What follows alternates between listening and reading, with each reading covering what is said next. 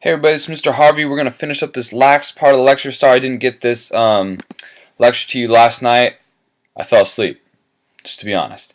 Also a note that I've had coffee this morning and ate an entire pie, so I'm ready to roll. Let's talk about some of the wars of the mid-1700s. And during the 1700s, there's a lot of warfare. We've already, in my class, talked about the 7 Years' War. We are going to talk about the American Revolution today.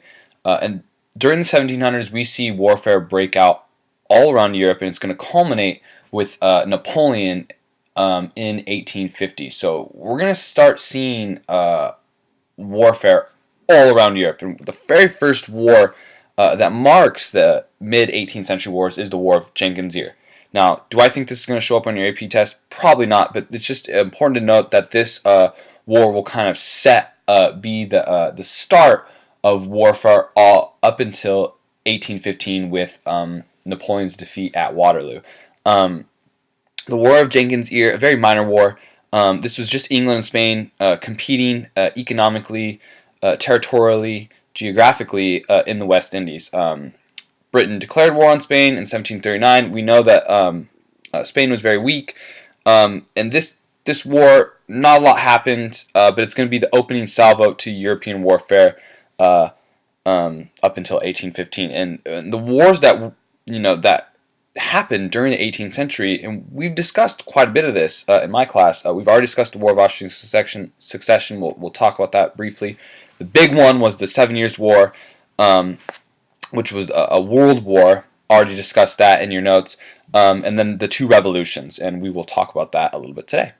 All right, War of Austrian Succession. Brief review for my students. This was in Central and Eastern Europe. Prussia, Frederick the Great, invades Silesia. He invades the Austrian Empire. That was Maria Theresa after that pragmatic sanction from her father. Remember that pragmatic sanction was supposed to all the great powers were supposed to allow the Habsburg throne to pass to the first female ruler, which was Maria Theresa. Prussia says no, and will take that territory of Silesia. France and Spain back Prussia. France backing a central power of Prussia. What? That's kind of weird. We all, as we've known and we've discussed in the 30 Years' War and the Habsburg-Valois Wars, that's weird that France would be supporting a central power, and England's going to back Austria. Maria Theresa will survive this war, and this war will end with the Treaty of Aix-la-Chapelle. We've already discussed this, students. You don't need to take notes on this. You've already had this in your lecture slides. And Prussia will retain Silesia. And Prussia, this is very important, Prussia is now a legitimate power after this, okay? And we are it's important to acknowledge Prussia because that's baby Germany, and Germany, we're about 100 years, 110, 120 years away from Germany being unified in the German Empire under Bismarck. So, which we will talk about a little bit later. All right. There's a picture of Maria Theresa and her family. The Habsburgs, they've been taking some L's. They are no longer the power that they were once under Charles V.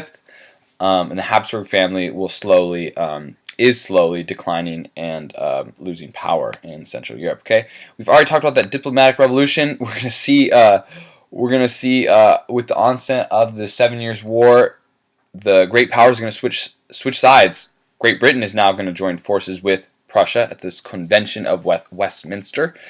France and Austria are going to agree to an alliance, and so we see the sides of the War of Austrian Succession switch sides for the 7 Years' War.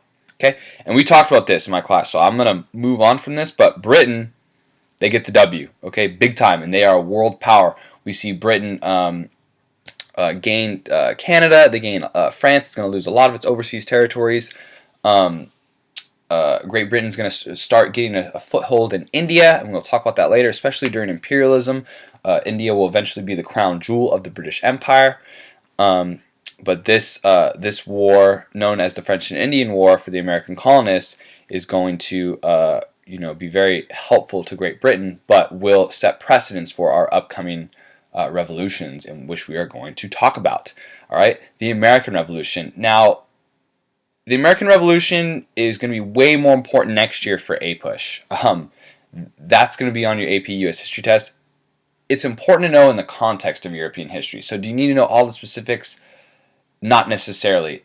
It's important to know some basics of the American Revolution, but you're going to see a lot more of this next year in APUSH, okay? So the American colonies, the 13 colonies, northern colonies, Massachusetts, New York, the middle colonies, Pennsylvania, and then we see the South, okay? Florida was not a colony just yet, okay? Florida is not one of the original 13 colonies, but we have Georgia, South Carolina, North Carolina, Virginia, Maryland, Delaware, Pennsylvania, New Jersey, New York, Rhode Island, Connecticut, Massachusetts, Massachusetts Bay Colony, New Hampshire. All right, so this is the East Coast, and those are the American 13 colonies. So, what was the cause of the American Revolution? Big cause was taxation. Okay, Great Britain was in debt from the 7 Years' War, and they expected the colonists to help them pay for it. And the problem that the colonists are going to have is that Great Britain is going to impose taxes such as the Sugar Act, which was a tax on molasses. A Stamp Act was a tax on all printed paper, like notary newspapers, magazines. You had to have a stamp on it, and you had to pay for that stamp. Great Britain is going to tax the heck out of the colonies to pay for the debt incurred from the 7 Years' War. The colonies are going to be really pissed because they're being taxed and they have no representatives in Parliament to advocate for them in Parliament. And so thus that famous saying, no taxation without representation. What the heck, Great Britain? You can't just tax us and we have no representatives. That's not very democratic. So that's going to be some of the main causes for the American Revolution. But another main cause of the American Revolution is definitely the Enlightenment. The Enlightenment, and let's just go back real quickly, there are a lot of thinkers and there's a lot of people in America who are listening to Montesquieu, John Locke, natural rights. You have people like Thomas Jefferson, Ben Franklin, Thomas Paine, John Jay, John Adams, Samuel Adams. A lot of these people are listening to what's being said overseas, and reading some of these new ideas, the spirit of the laws, reading the encyclopedia, reading John Locke's 2 treatises, and they are saying, whoa, those are some cool ideas, okay? And remember, one of the fundamental notions of John Locke is, in his 2 treatises, is if a government does not protect your natural rights, you have the right to overthrow that government, a la the American Revolution. So the Enlightenment is absolutely a cause and could be argued as a cause for the American Revolution. So, how does it go down? Okay, I'm just going to give you the brief version of this. Next year, you're going to get the full version. Okay, the colonies are going to be pissed. They're not going to be stoked on all these taxes designed to raise money. The Tea Act, Townshend Acts, Stamp Act, Sugar Act. They are being taxed. The colonies are going to push back a little bit. You're going to see the Boston Tea Party, where a whole bunch of colonists are going to throw the tea into Boston Harbor. Great Britain's going to punish them. They're going to house their troops in Boston. They're going to close the port of Boston. And so we're going to see the colonists in Great Britain going at it. Thomas Paine is going to publish his important text, Common Sense, which will really arouse some revolutionary ideas, revolutionary sentiments. We will see eventually there's going to be some opening battles, which is Lexington and Concord. Those are minor details. You'll learn more about that next year. The colonists and the British are going to come to blows.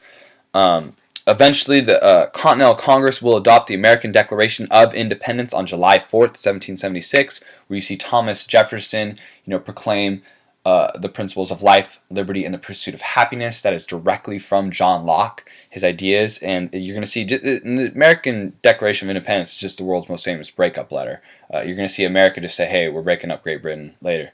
Right? And led by George Washington, he's going to lead the Continental Army. and he will lead the Continental forces.